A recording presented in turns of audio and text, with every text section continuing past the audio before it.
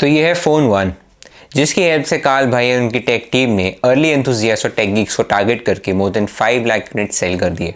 और ये है फ़ोन 2, जिससे कंपनी को बहुत ज़्यादा एक्सपेक्टेशंस थी एंड उन्हें इससे भी बहुत ज़्यादा सेल्स किए, लगभग 1 लाख यूनिट, जो कि सिर्फ और सिर्फ फ़ोन 1 का 20% है। अब कंपनी ने सोचा क्यों ना बजट सेगमेंट में भी घुस के उसको थोड़ा ग्लिफ से चमकाया जाए। Enters phone 2A। But company ने प्रीमियम डिवाइस एंड सॉफ्टवेयर का हवाला देके प्रीमियम सेगमेंट से बजट पे एंट्री क्यों मारी? तो आओ चलो इसको एक कहानी से समझाता हूँ। Absence of good quality software in the segment. सदियों से हर ब्रांड हमें प्राइस टू परफॉर्मेंस के नाम पे डिवाइसेस सेल करने की कोशिश कर रहा है। बट लेटली अगर आपने ये देखा होगा तो ये ट्रेंड काफ़ी चेंज हो रहा है। एक एवरेज यूज़र एक स्टेबल और एक क्लीन सॉफ्टवेयर एक्सपीरियंस की तरफ मूव हो रहा है। बट गौर करने वाली बात यह है कि एक एवरेज यूज़र को सोचते हुए कभी भी किसी ब्रांड ने इस गैप को फिल करने की कोशिश नहीं करी। ब्रांड्स को हमेशा ये लगा कि अंडर 30,000 वाली जनता को सिर्फ और सिर्फ प्राइस और परफॉर्मेंस से मतलब है, जिसको अचीव करने के लिए उन्होंने भर भर के जंक ऐप्स और ब्लोटवेयर डाले। अब सवाल यह है कि नथिंग OnePlus और पोको की तरह एक फ्लैगशिप किलर रूट को क्यों नहीं एक्सप्लोर कर रहा है। OnePlus का motto was to provide flagship killer specs at almost half the price, but that philosophy got diluted with time.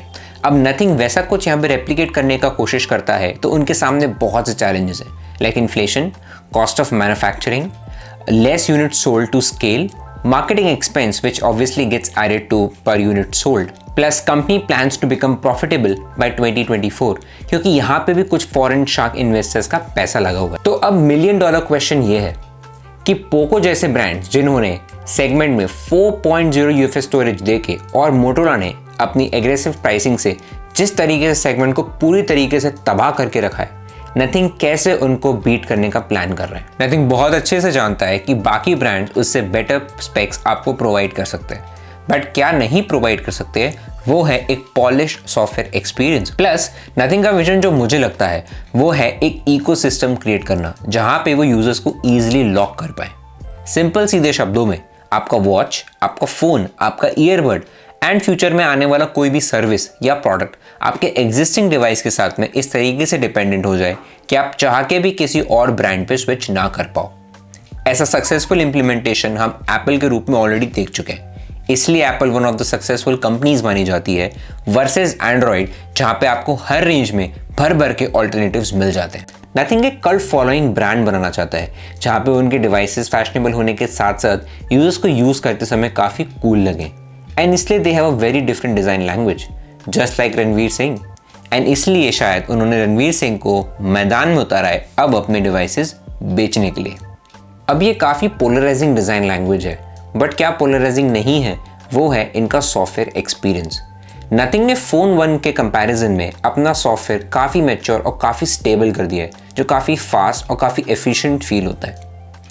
Recent phone बफ के एक स्पीड टेस्ट कंपैरिजन में नथिंग फ़ोन 2 ने एक 1 लाख रुपए के प्रीमियम फ़ोन को धूल चटा के रख दी। गेस कर सकते हो वो फ़ोन कौन सा था? नहीं, सैमसंग नहीं है, थोड़ा और गेस करो, वो था Apple iPhone 14 pro max. Coming back to phone 2A, जो एक एवरेज कस्टमर के लिए इंफीरियर स्पेक डिवाइस है, मेरे हिसाब से नथिंग उससे 3 ऑब्जेक्टिव अचीव करना चाह रहा है। पहला, to provide long-term software support to build trust in their customers with 3 OS upgrades and 4 years of security patches updates. बाकी के brands like Motorola, Poco, Realme, Xiaomi हद से ज़्यादा आपको 2 OS अपग्रेड और 3 साल के सिक्योरिटी पैचेस प्रोवाइड करते हैं, और कंसिस्टेंट उनमें से कोई भी नहीं है। नथिंग का क्लोजेस्ट कॉम्पिटिशन मोटोरोला को ही देख लो, जो अपने एज सीरीज पे ये प्रॉमिस डिलीवर करने का ट्राई करता है। Poco, Realme, Xiaomi and other brands के यूजर्स को तो मैं क्या ही बोलूँ, भगवान का नाम लेके और माला जप के अपडेट किया करो। मोरोवर, मोटोरोला की भी मार्केट में अपडेट्स को लेके रेप्यूटेशन इतनी अच्छी नहीं है। उनका लास्ट ईयर को लॉन्च हुआ मॉडल H40 अभी तक एंड्रॉइड 13 पर ही स्टक है, वेराज नथिंग फ़ोन 1 जो कि एक 2 साल पुराना फ़ोन है, उसको ऑलरेडी एंड्रॉइड 14 मिल चुका है। तो इट क्लियरली शोज नथिंग ने कॉन्स्टेंटली अपने अपडेट्स के सिचुएशन के ऊपर कितना ज़्यादा वर्क किया है, जिसकी हेल्प से उन्होंने ना तो ओनली यूज़र एक्सपीरियंस एनहांस किया है, बट अपने छोटे छोटे एडिशन से सॉफ्टवेयर को और कूल और यूजफुल बनाया है। दूसरा, push towards a premium offering. Premium segment में आज भी एक user one plus, Samsung, pixel या आईफोन को ज़्यादा प्रेफर करता है। नथिंग का ब्रांड प्रेजेंस उस सेगमेंट में इतना नहीं है और सिर्फ लाइट से तो काम चलेगा नहीं, इसलिए नथिंग जो है बजट में एंटर करके मास ऑडियंस को ज़्यादा टारगेट कर सकता है, जिससे they can create more hype, ज़्यादा यूज़र्स को एक्सेस मिलेगा उनके डिवाइस यूज़ करने से। तो उससे ये हो सकता है कि वो धीरे धीरे इन यूज़र्स को अपने प्रीमियम डिवाइसेस की तरफ पुश कर सकते हैं।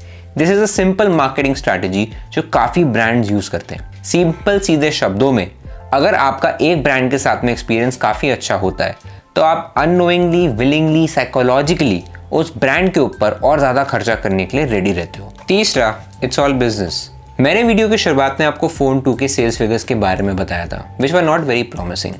अब इंडिया में 20 से 30 हज़ार का जो प्राइस सेगमेंट है वो इस समय सबसे ज़्यादा हॉट चल रहा है, और नथिंग ने फ़ोन 2a को इसीलिए लॉन्च किया है so that they can sell more number of devices in volume.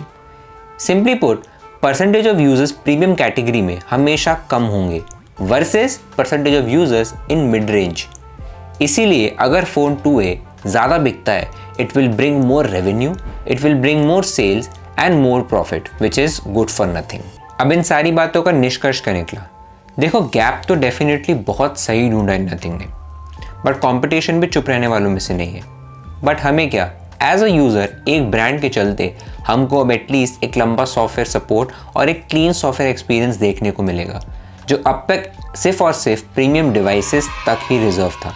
रही बात बिल्ड क्वालिटी की एंड स्टोरेज स्पीड्स की, तो आई थिंक बाकी ब्रांड्स आपको बेटर वैल्यू प्रोवाइड कर सकते हैं, बट आई थिंक हमेशा स्पेक्स की नज़र से नहीं, एक प्रोडक्ट को ओवरऑल एक्सपीरियंस के नज़रिए से भी देखना बहुत ज़रूरी है।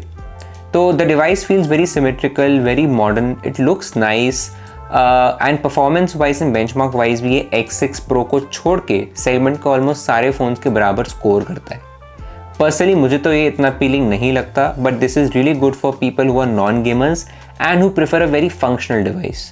बाकी I wish great success to nothing, जो इस यूनिक फ़ोन के साथ में इस सेगमेंट में क्रांति लाना चाह रहे हैं, एंड आई विश बाकी ब्रांड्स भी इस चीज़ को फॉलो करें, और बाकी time will tell whether this is something or this is just another thing.